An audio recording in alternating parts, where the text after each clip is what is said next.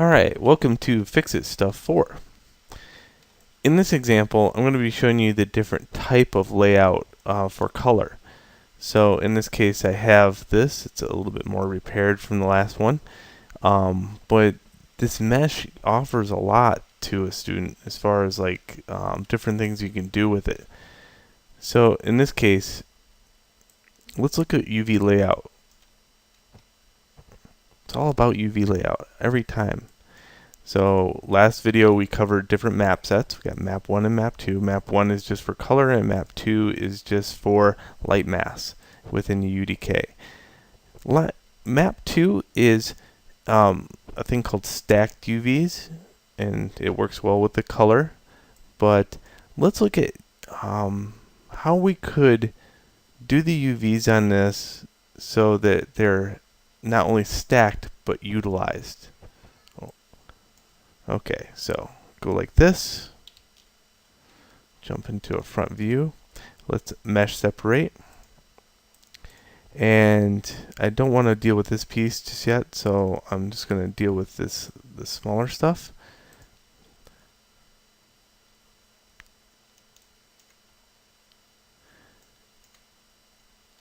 I'll do a create UVs planar mapping.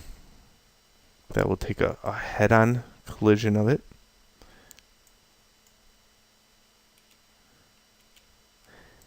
And this would be the advantage of doing the UVs as you build. Let's take this for example. Let's take some of these runs out of here.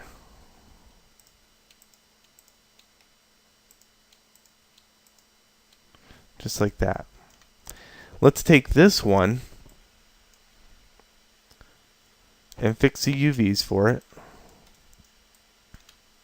4 so I can see what I'm doing. And all I'm going to do here is go to edge, double click on it, click on that, double click on it, click on that, and then I can cut this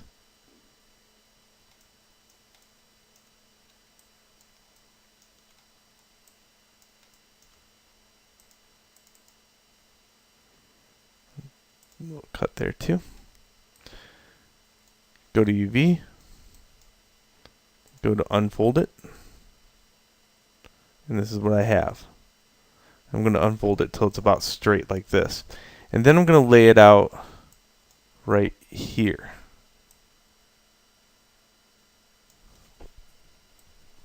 Okay.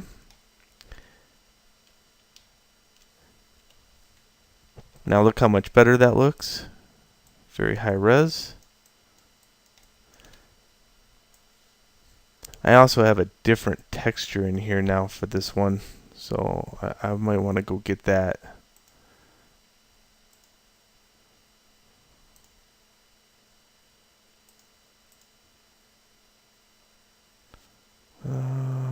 Dude.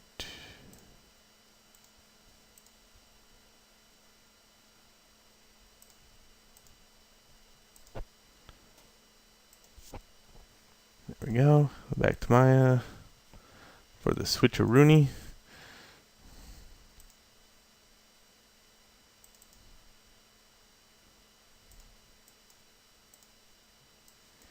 There we go. That looks even better. See how you can get way in there. Alright, now that I did the UVs on that, I'll just modify center pivot and then duplicate it up.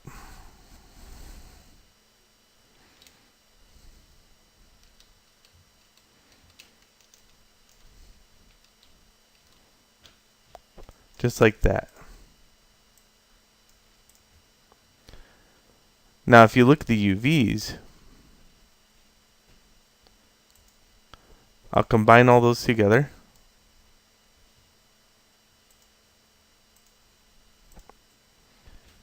Window UV texture editor. Click on it. So look how much space I utilized. This one thing now only takes up this area, but there's 7 of them here. And that's how you can make it so none of this stuff overlaps, is you just utilize the space a little bit better. You can have overlapping UVs that take up color areas that get duplicated. Now, the only bad thing about that is every one of these is going to look exactly the same. So that's the only flaw within that workflow. But again, that's an alternative. Okay, and then you take this and move it back to the center.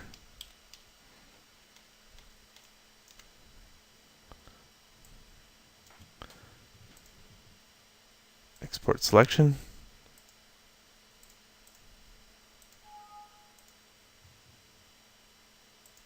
Done a lot to the scene, so I want to save it. And back to the UDK.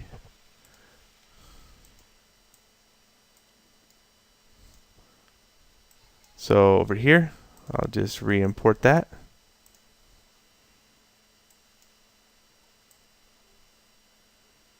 There we go.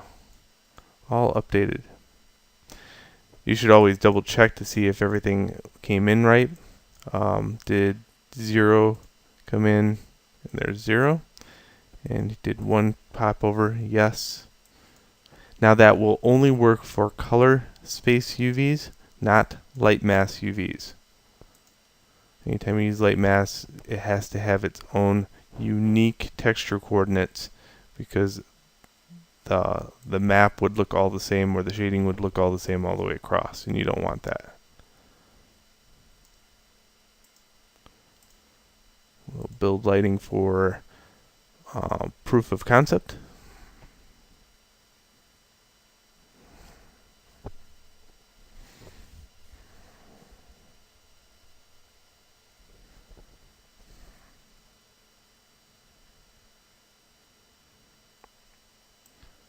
There we go. No shading issues whatsoever, except for this little tiny speck on the very top.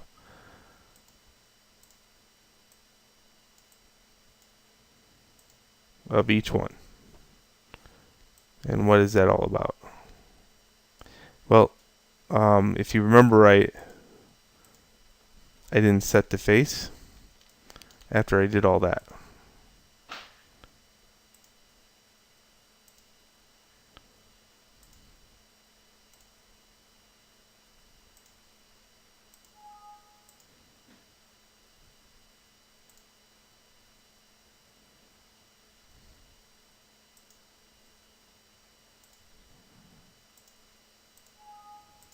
Yeah, there we go. And then let's go back in here, and I'm just going to re-import that.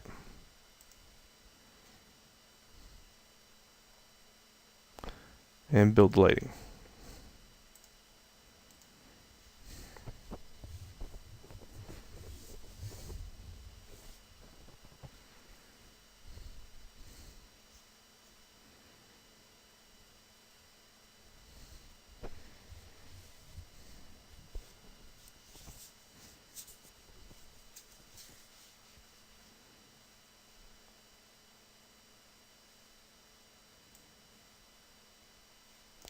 And I never repaired the light mass UVs either. Remember that. So in here, the light mass UVs are the same as this one. So if I go to UV set map 2, look at, there's no area or update here. So I'm going to have to do a new layout.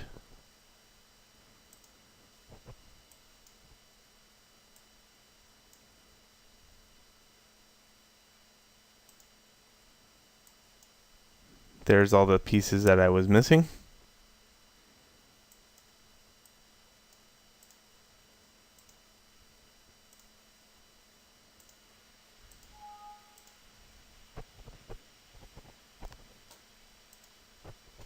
Re-import.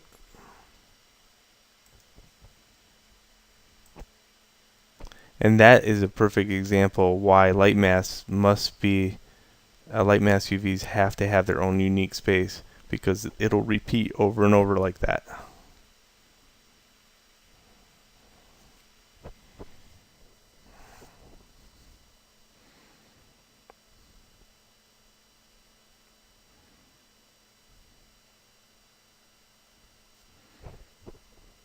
And there we go. Everything's fixed on those 1 bars using that new concept. Again, very uniformed, so it's kind of boring, but that's a different way of doing it. So I hope you enjoyed.